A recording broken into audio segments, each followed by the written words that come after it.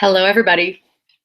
Welcome to the third webinar on Culinary Wine Questions. I'm Kirsten Fox. I'm headmistress of the Fox School of Wine and CEO of Culinary Wine Institute. And thanks for joining me today on this beautiful Thursday. Martin says perhaps he should pour a glass. Amen to that, Martin. So we are here today to discuss what one wine, if you are serving a table, or you might have a group of people over at your house, but what we are talking about restaurant service. So you're serving a table and they want one bottle of wine to enjoy with all of their meals. So how do we deal with that as a server? And this goes to a variety of different parts and pieces of wine and food pairing. So first, let me explain that apparently there's a delay. I'm learning about this new system. So sometimes there's a delay, and what you'll type or what I'll type or see, it has about a 30-second delay. So I might not be able to get to a question really fast, but I will get to it if you type it in. And then also when I change the screen to the PowerPoint, sometimes that's a little glitchy, so we'll hope to work with that as well. So what one wine at a table? So let's talk about what you're trying to do. And I've got I help restaurants all over the place, so I've got a restaurant menu here, and I mean, you can have, obviously, at a table with 5 or 6 or 7 people at it, you're going to have, and even 4, you're going to have a variety of different foods or ordered. You've on this menu alone, you've got a Caesar salad, you've got roasted salmon salad, a beet salad, over to pastas. You've got bacon wrapped scallop with pasta, lobster ravioli. And then even into the other entrees, you've got Chilean sea bass and a mahi-mahi fillet and a burger, lamb chops. I mean, really so much can go.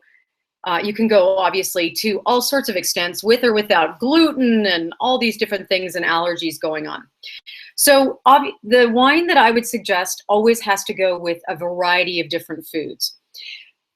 Secondly, it has to be light enough that it's going to complement the lighter side of the menu, maybe appetizers and salads, maybe some soups, and the heavier side of menu, some of the beef, the lamb, any kinds of pastas, that type of thing. So it's got to be a wine that really bridges, if not the entire spectrum, at least most of the spectrum. You're going to have white lovers at the table. You're going to have people who prefer white wines, and the host is trying to order one wine. So is that going to be a problem? You're going to have people at the table who prefer red wines. So you're going to want a wine that satisfies them as well. So we want to make both white wine lovers and red wine lovers happy at the table. And you want a variety of price points. Obviously, people come into a restaurant for all sorts of different reasons, and they have all sorts of different price points that they can afford at the table. So just as an example, I work for Southern Wine and Spirits, so this is my price book. And I mean, I'm looking at our Pinot Noir section here. Oops. Never mind, take that back. Okay. So I'm looking at this section right here, and it goes from $7.99 a bottle to $332 a bottle, and all places in between as you look through this list. So you want, now obviously those are retail prices, those aren't restaurant prices, but you want pricing that your guests are going to be able to select based on your entree prices. I typically advise restaurants to have a bottle of wine be about twice what someone is spending on their meal per seat, per person. So if your average ticket price is around $25 per person, I would say that you want to have a happy price point spot on your menu at around $50 a bottle, because that'll easily satisfy 2 people. So, as I might have alluded to a little earlier in this, just a minute ago, I ruined it. I wanted to ask you guys questions and see what you thought it would be. But for me, it's Pinot Noir. And Pinot it's also shortened to Pinot at the table. So if you have guests say, I want a Pinot, that is what they're talking about, a Pinot Noir. They don't typically shorten Pinot Grigio to Pinot. It's just the Pinot Noir that's shortened to Pinot. So today, I have a nice glass of Pinot with me here. It is I better take a sip of that. This wine, I don't know if you get it where you are. I don't know if you get this in Chicago, Douglas. This is line 39, Pinot Noir here in Utah. It's made in California. What I love about this wine is it's not a very complicated wine. It's not something that you have to really, really spend a lot of time assessing. It's got great berry flavors. It's got some earth in the background. But one of the best things about it is it's $9.99 here in Utah, and it got a 90-point rating from Wine Enthusiast, which is pretty awesome. Oh, you think you might have seen it, Douglas? That's awesome. So anyway, this is a great, just simple, it's basically my house Pinot that we have here. So Pinot Noir, it is a light-bodied wine. So at least most of the wines, I mean, they can get into the medium body, but for the most part, they have a very light personality. And I don't know if you can see how, you can almost see, well, you can see my keyboard through that. It's a very light wine and something that you can easily see through. So this goes very well and works well for the white lovers at the table, the people who are interested in whites, because it's almost light enough to feel in your mouth like it's a white. Secondly, it's got really great aromas and flavors of fruit and earth. And so when you think about food at the table, so many of our foods are complemented by berries, but also by earth. All of the potatoes and starches and many of the vegetables have an earthy quality to them, and certainly a savory quality comes from all the meat products. So it's a really good, solid wine to suggest for that reason. And basically, it's got the variety of price points. It can be very pricey at a restaurant, but usually there are some lower end wines that you can satisfy your table with. So now, if I'm pushed and that a table says we don't want a red, we all want white. Let me see if I can share my screen here, and we'll go into that. So I talked about we already talked about this. The mix of meals makes it challenging. I'm going to give you the one I should go to, which I told you about Pinot, but I want to give you a backup because you always want to back up if you're pushed. So if you are at your table and people are clamoring for something other than the Pinot Noir, my go-to wine is a California Sauvignon Blanc. And let me explain.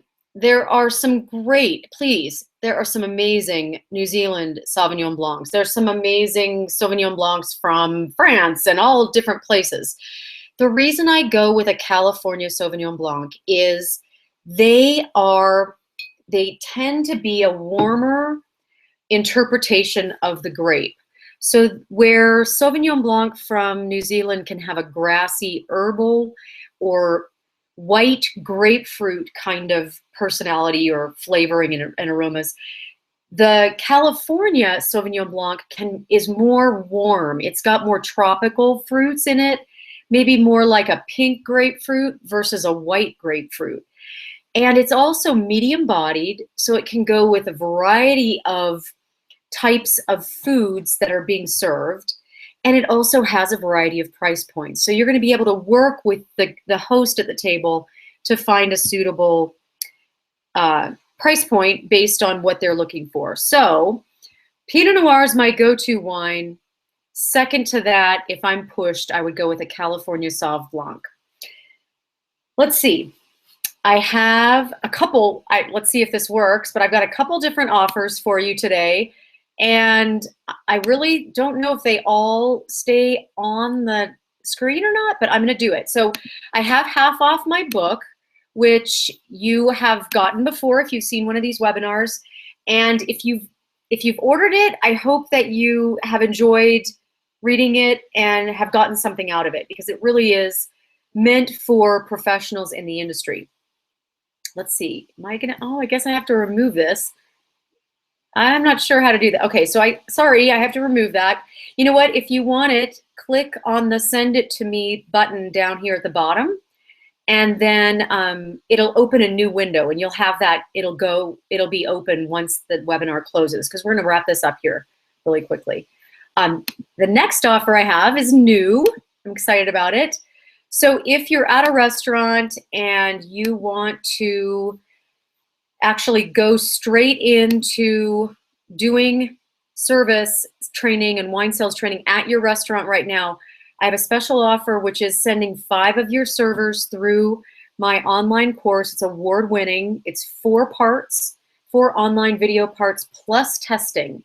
We usually charge $97 for this a person, and I'll give it to you for $47 a person right now, and that includes the 90-day guarantee of turnover, which means if you lose that server who's certified, I will train the new server for free.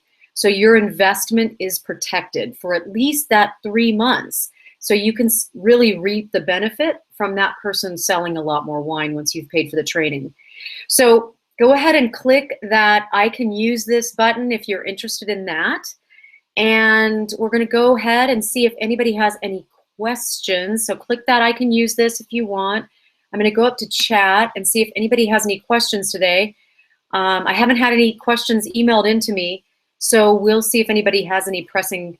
I'll just chat a little bit. Oh, so I'm very excited. Sundance Film Festival is coming into town today here in Park City. So really looking forward to the craziness that goes on with that. And I do have a new place to follow my writing if you're interested. I'm writing for the Huffington Post in their taste section, and I'm writing on, it's basically a blog called Wines to Pair with Life. So my recent blog post was called Wines to Pair with the Sundance Film Festival, and super fun. And if you're interested in following me there or reading that, it's really just silly takes on life and then how to pair wine with them. So that's, that's pretty much what I do. And I don't see any questions coming in, so I will go ahead and log off. Next week, we are going to see, let's see, next week is, this is an exciting one. How to properly open a sparkling wine or a champagne. So I'll be showing you physically, we'll open a wine together, I'll break it apart so that you can be really comfortable as you practice maybe a couple more bottles, knowing that you're doing it correctly. Thanks for coming. Cheers.